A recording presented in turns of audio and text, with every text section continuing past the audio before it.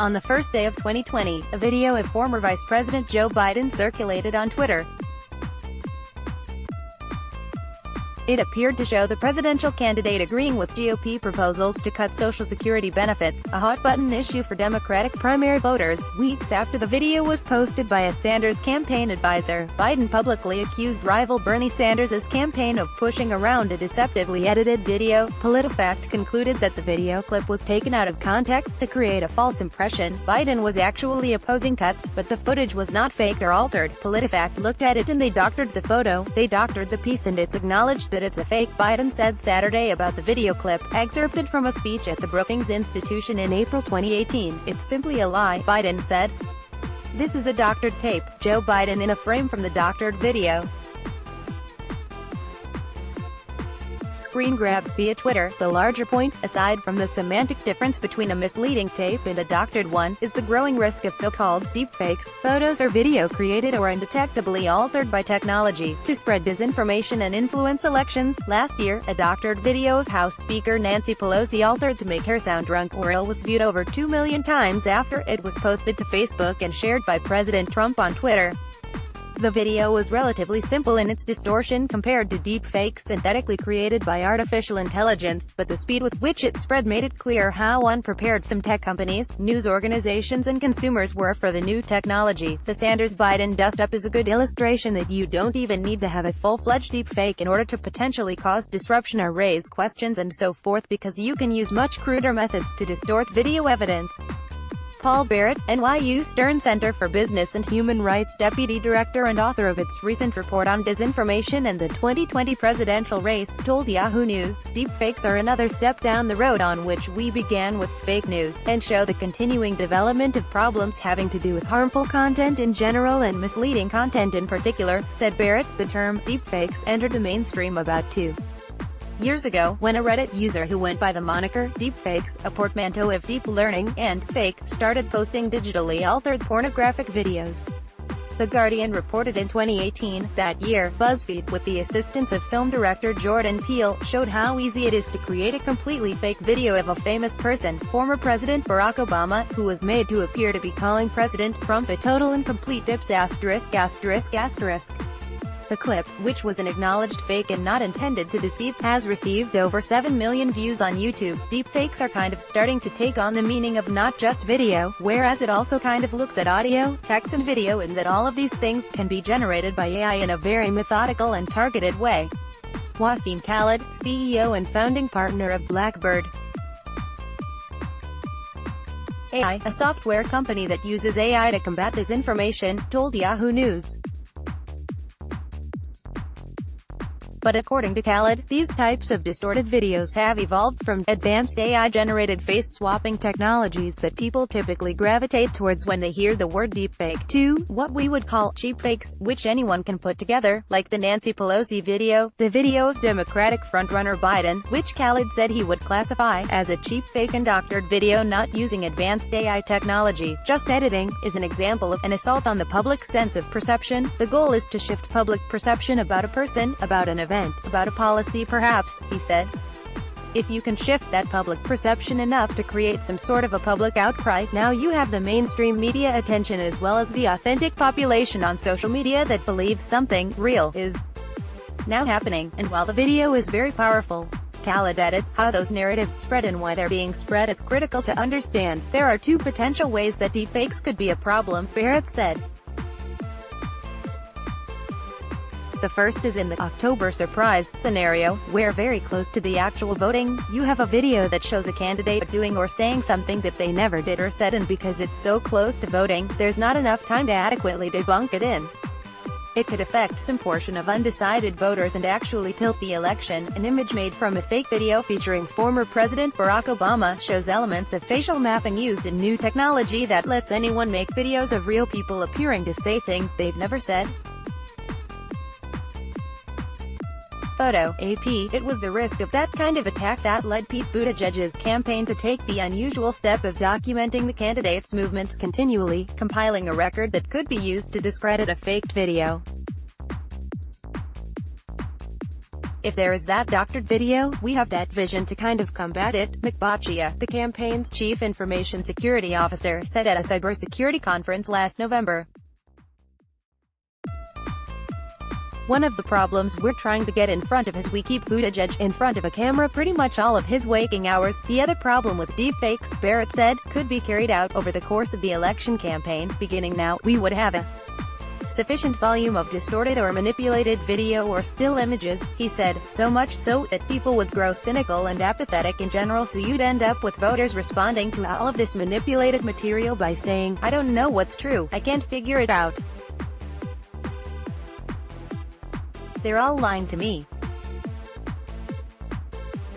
I'm not even gonna vote at all. The technology for deepfakes is becoming increasingly accessible from mainstream platforms such as Snapchat, whose developer, Snap Inc., purchased an image and video recognition startup recently, and TikTok, which is building deepfake technology to enable users to insert their face into scenes and videos starring someone else. Amid fears that altered videos could influence the next presidential election, political and business leaders, even the military, have entered the fight to stem the disinformation threat of deepfakes. Following the Pelosi video controversy, the House Intelligence Committee held congressional hearings to investigate deepfakes that have the capacity to disrupt entire campaigns, including that for the presidency, as stated by the committee's chair, Rep. Adam Schiff. House Intelligence Committee Chairman Adam Schiff, left, greets witness Clint Watts, a cybersecurity and intelligence expert with the Foreign Policy Research Institute, at a hearing on politically motivated fake videos and manipulated media on Capitol Hill in June 2019. Photo, J. Scott Applewhite, AP. Last fall, California passed a new law, AB 730, which took effect on Jan.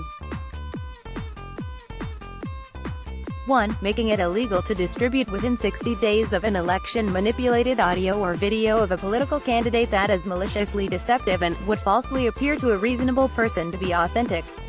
The law allows targets of deepfakes to sue the producers or distributors of the material, but media experts argue such laws won't stand up against free speech protections. Political speech enjoys the highest level of protection under U.S. law. Jane Kirtley, a professor of media ethics and law at Hubbard School of Journalism and Mass Communication, told The Guardian.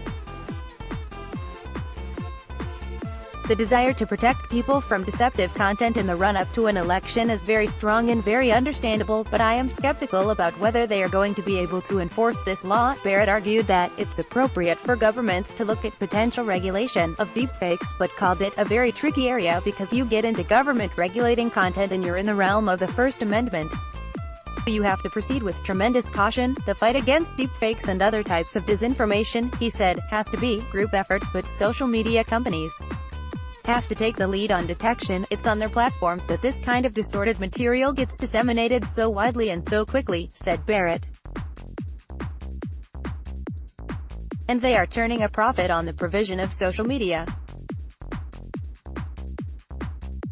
So it's their responsibility to make sure that their systems are not exploited. Social media companies, facing rising pressure to prevent the spread of disinformation and deepfakes, have developed new policies for technology that enables anyone to manipulate images, audio and video online. Facebook, which declined to take down the doctored video of Pelosi on the grounds that it has no policy stipulating that content must be true, launched a deepfake detection challenge last year to build better tools to identify manipulated media.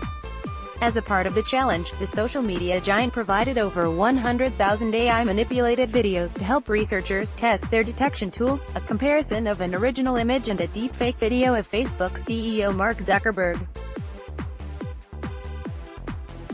Photo, Elise Samuels, The Washington Post. Via Getty Images, the platform came under intense scrutiny after the Mueller report on Russian meddling in the 2016 presidential election underscored misinformation campaigns carried out on Facebook and other social media sites by fake accounts connected to the Internet Research Agency, IRA, also known as the Russian troll farm. Facebook had estimated that IRA-controlled accounts reached up to 126 million people. Since this revelation, the company has taken measures to combat disinformation leading up to the 2020 election, including purging accounts that used AI-generated profile photos and clearly labeling content deemed false by independent fact-checkers. We know that our adversaries are always changing their techniques, so we are constantly working to stay ahead, a Facebook spokesperson wrote to Yahoo News in an email. We've developed smarter tools, greater transparency, and stronger partnerships to better identify emerging threats, stop bad actors, and reduce the spread of misinformation on Facebook, Instagram and WhatsApp. Protecting the integrity of elections is one of Facebook's highest priorities, the statement read. But Facebook is keeping its policy of not fact-checking political ads, despite growing public pressure to not allow false information by candidates. The Facebook business model is strictly to make money, Pelosi said at a press conference last week. They don't care about the impact on children, they don't care about truth, they don't care about where this is all coming from, and they have said even if they know it's not true they will print it. I think they have been very abusive of the great opportunity that technology has given them, she added. They intend to be accomplices in misleading the American people. Last year, a doctored video of House Speaker Nancy Pelosi, seen here at a January news conference, altered to make her sound drunk or ill, was viewed over 2 million times after it was posted to Facebook and shared by President Trump on Twitter. Photo: Olivier Deuliere, AFP via Getty Images. According to the NYU disinformation study, 64% of Americans believe the platform is at least somewhat responsible for spreading disinformation, compared to 55% for Twitter and 48% for YouTube. But some experts downplay the danger. Technology-driven deepfakes are not as big a threat in 2020 elections. The tech is not there to get as widespread use, argued Khaled, while he considers deepfakes one of the fastest progressing disinformation technologies and a breakthrough away from being a major threat in the near future. Khaled also pointed to less expensive and widely available means of creating and distributing manipulated content. His advice to campaigns: the biggest thing they actually need to be focusing on this year is the disinformation on text-based content and how those are amplified. Wasim continued, the fact is, for the types of deepfakes that are most harmful, it's really computationally heavy and requires significant resources or know-how. And the benefits of that approach is really not nearly as damaging as, say, let's fire up 100 blogs and let's get 20,000 Twitter accounts to now tweet these different articles that we wrote up for a particular narrative and then tag all of the people who we think are going to amplify it, be it a congressman, be it an influencer, or be it another account with 1 million followers, _________. Read more from Yahoo News. Let's block ads. Why?